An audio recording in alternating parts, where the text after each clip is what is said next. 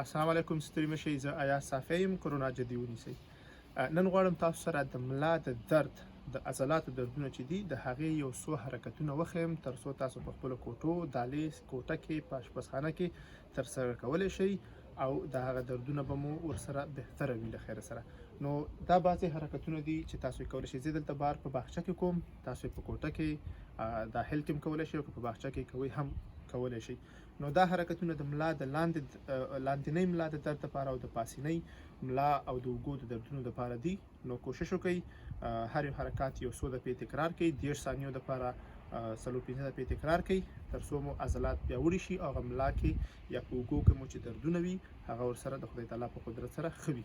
راځئ دا حرکتونو ته داسې دوام ورکوو. اول حرکت مثال د نرمښت نه شروع کوو، ډېر په آرامه سره. صحیح ده. موږ راځو سملو. صحیح ده. کله چې سملو نو یو خپه راخلو د بلې خپې باندې داسې اچو. دلته که تاسو وګورئ زما دلته په خپه کې داسې دا خپل ته واچو، دلته داسې پوتی راځي. صحیح ده، یا سوری راځي.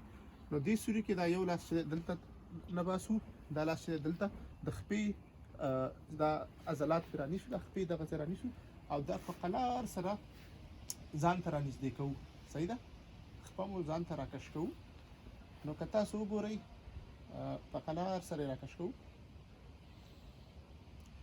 او توجه ورته کوو. د هر څه نه دې کې توجه ضرور ده. صحیح ده. دا چې کوو دا مو چې یو 20 یا 30 ثانیو دپاره وکړو، بیا خپه راخلو په دې بل طرف ته او همغه حرکت بیا تکرارو. نو که تاسو وګورئ زه چې خپه ځان ته راکش کوم، زه درد په دې ځای کې محسوسولی شم او پاس د ملا کې محسوسولی شم. صحیح.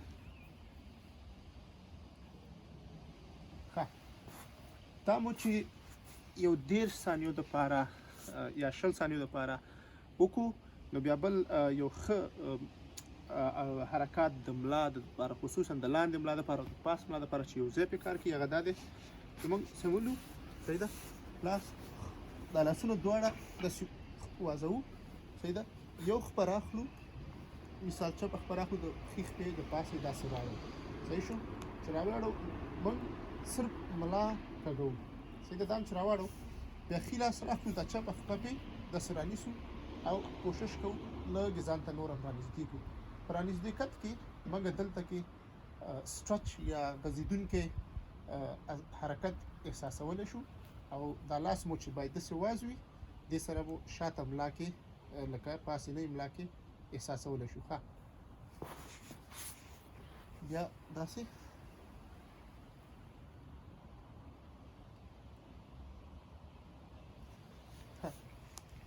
دا حرکت مو چې کله وکړو په قلار به راپاڅېږئ. صحیح ده. او بیا بل حرکت داسې دی چې پړ مخ سملو. صحیح ده. لاسونه خپل سینې ته نږدې نیسو، لکه داسې خپې سیده اچو. صحیح ده. لکه د خپو په ګوتو باندې او په قلار سره د ځمکې نه داسې راوچتېږو. داسې تاسو که وګورئ زما خېټه د ځمکې نه اوچته ده، لاندې خپې مې لګېدلې دي پې او ملا مې دا احساس چې دلته لاندې ملا کې کولی شم. صحیح ده. مخ هم موږ اوچت داسې نیولی شو، باید مخ اوچت ونیسو تر څو چې غاړه مو اوچته وي موږ یې نور هم احساسولی شو. دا حرکات مو چې وکړو تاسو به دلته په ملا کې وګورئ. بیا کولی شئ چې د پاسنۍ ملا دپاره همدغې پوزیشن نه دې پوزیشن ته داسې بدل شئ. صحیح شو. لاسونه داسې ونیسئ او په قلار سره. صحیح ده. داسې لاسونه شاته کش کړئ.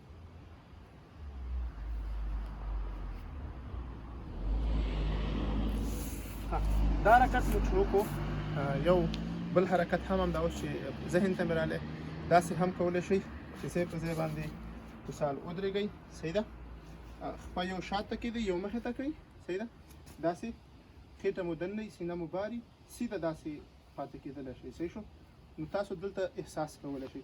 که دا بیا د بعضې خلکو دپاره اسانه وي نو کولی شئ چې یو لاس مو اوچت کړئ او دا بل لاس مو په تشي باندې کېږدئ او داسې دې طرف ته وګورئ. صحیح شو. بیا دا بل. صحیح ده.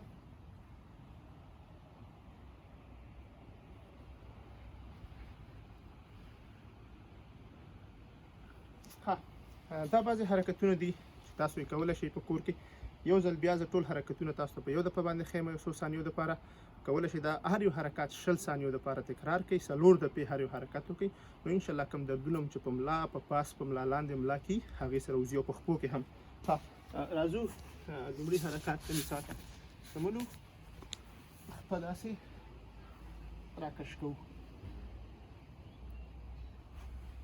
ها بیا دا بله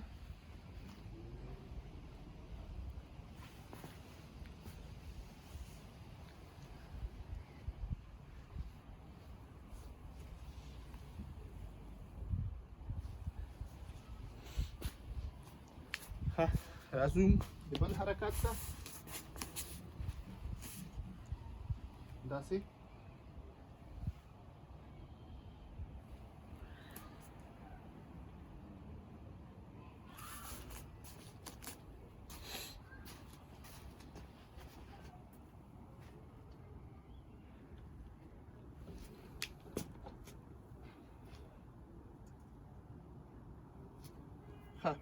دا حرکتونه تکرار کوي بار بار په قلاره نه شروع کوي او په قلار یې ثقیله کوئ وخت هم پکې ډیروئ او په دې حرکتونو کې یو مهمترین شی دا دی چې ستاسو توجه غواړي کله چې دا حرکت کوئ نو توجه ورته وکئ تر څو تاسو په هغې عضلات کې هغه احساس یې کوئ او ورسره مثال عضلات مو پیاوړی کیږي او کوم درد چې په ملا کې پاس لاندې ملا کې انشاءالله ورسره ښه کیږي انیور اکټیو پاڼه در سره لایک کړئ او د نورو ملګرو دوستانو سره شریکه کړئ تر څو هیوادوال ترې نه استفاده واخلي او په کور پاتې شئ چې روغ پاتې شئ مننه